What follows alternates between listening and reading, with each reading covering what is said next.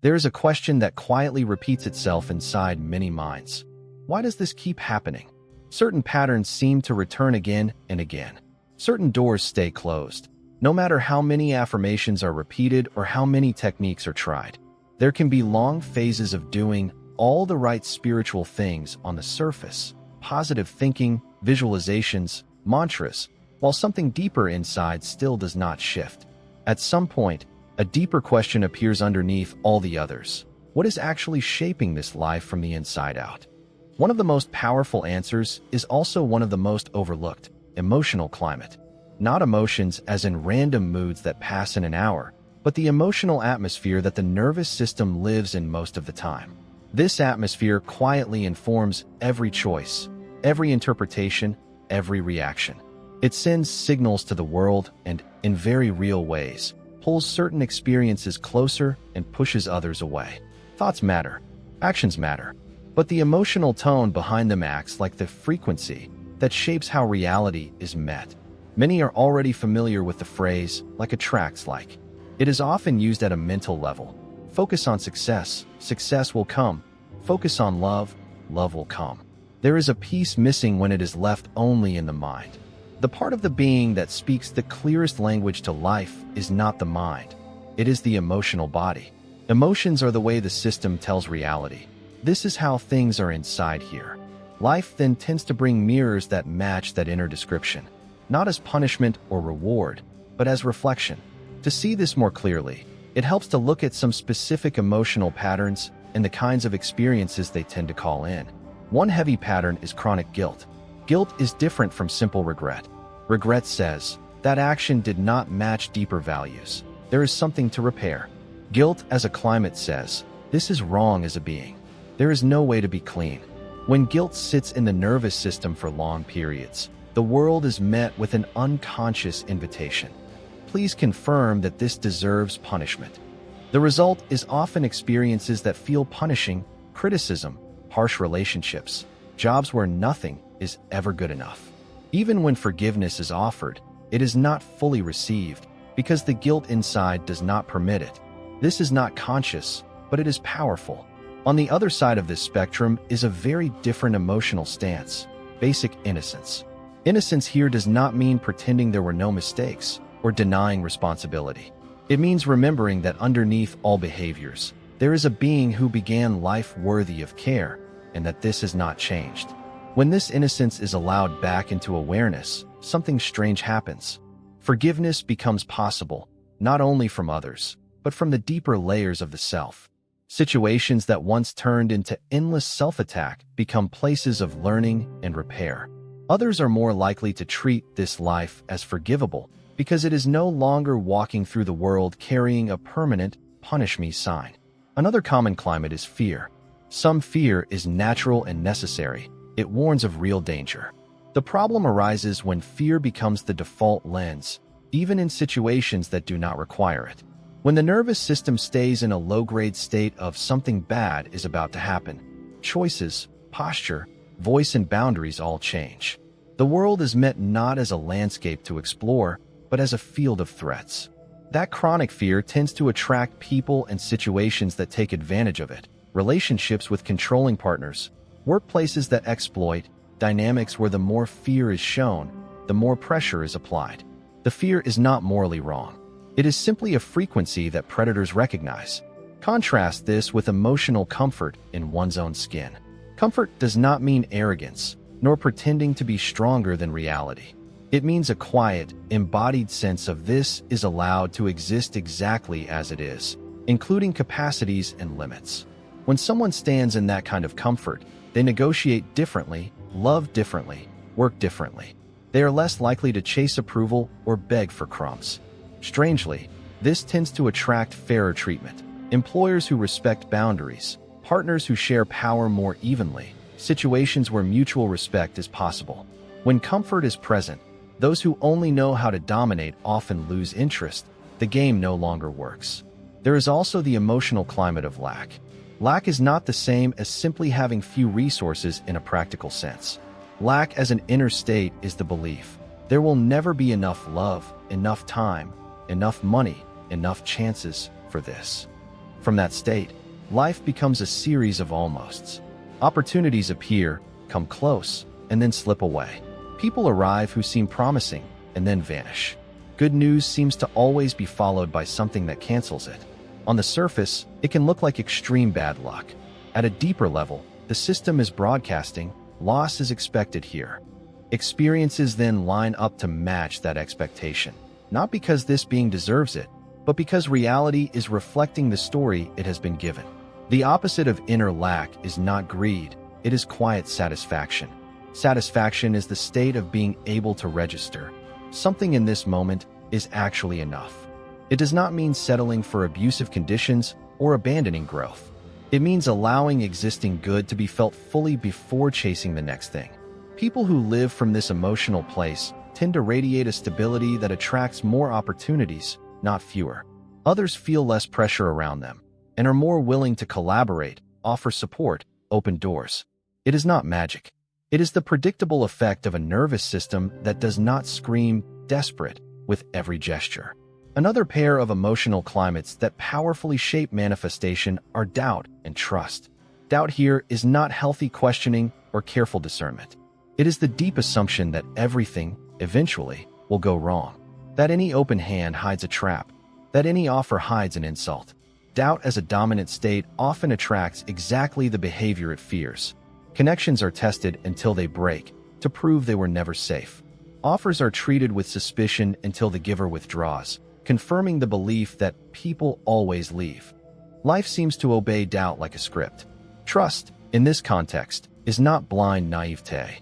It is a base state of support exists, not from every person, not in every situation, but in the larger fabric of life. Someone rooted in this kind of trust does not ignore red flags. They simply do not treat every event as proof that the universe is hostile. They walk as if they are partnered with something bigger than their fear. This emotional state tends to draw in allies, resources, and ideas at unexpected times. At the very least, it allows the nervous system to stay open enough to see the doors that are actually there. Understanding these emotional frequencies raises an important question: what to do with this information? It is not helpful to simply label certain emotions as bad and others as good. Emotions only become climates when they are never questioned, never digested, never moved through. No one can or should try to live in permanent joy. The goal is not to eliminate fear, doubt, guilt, or lack from human experience. The deeper goal is to stop building a house there. Practically, this begins with noticing. Before anything can change, patterns must be made visible. One powerful exercise is simple emotional mapping. For a week, at a few moments in the day, a short inner check-in is done. What has been the main emotional flavor in this last hour? Not the story behind it, just the flavor: fear, ease, resentment, gratitude, shame, peace, agitation, curiosity. Over several days, a pattern emerges. Perhaps there is constant low-grade guilt. Perhaps there is a background of dread. Perhaps there is more contentment than the mind thought. This data is important. Reality cannot be shifted by fantasy. It must be met where it is.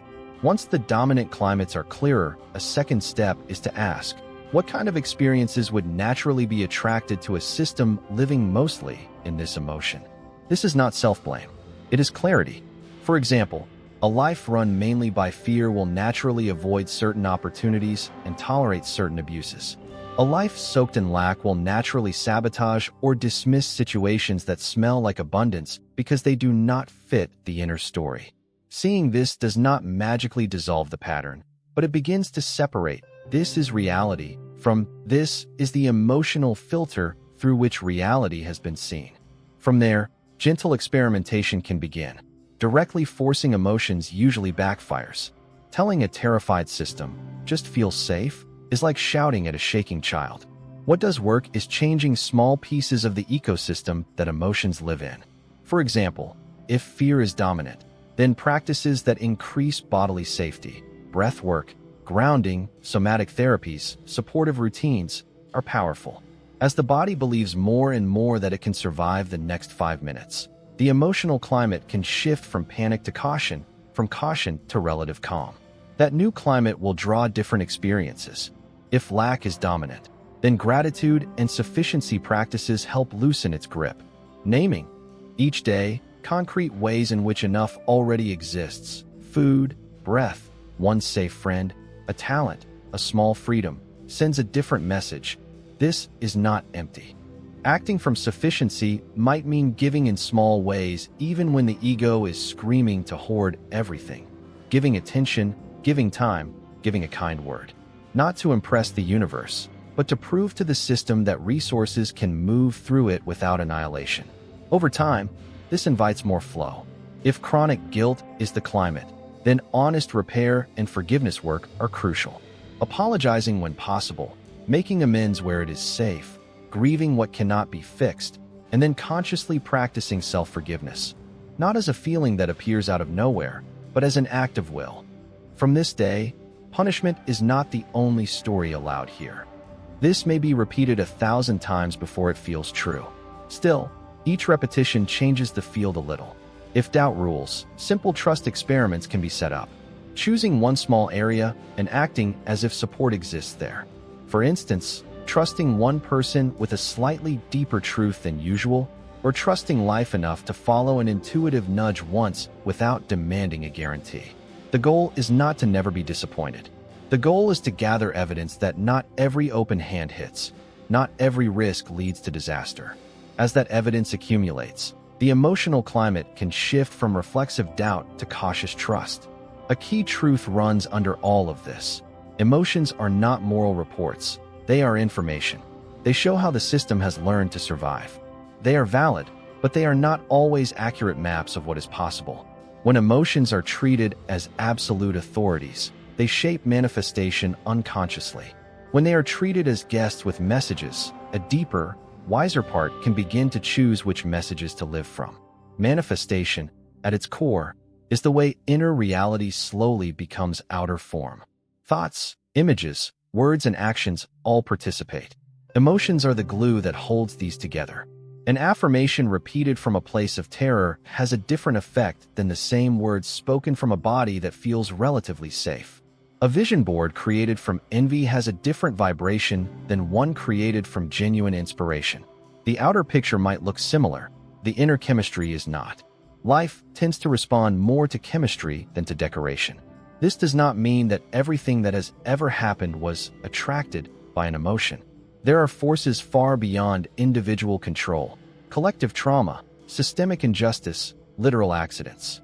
Blaming emotions for every event is another form of violence against the self. The invitation is more precise. Within the space where choice does exist, emotional climate has enormous power. Becoming more conscious of that climate and slowly tending it is one of the most direct ways to shift the story of a life. Envision, just for a moment, what might happen if the dominant emotional frequency in this system moved even a few steps toward more trust, more comfort, more satisfaction, more innocence? How would conversations change? Which relationships would deepen and which would naturally end? What opportunities would feel possible to step toward? Which old loops would lose some of their gravity? These are not abstract questions. They are the beginning of a different way of creating reality from the inside out.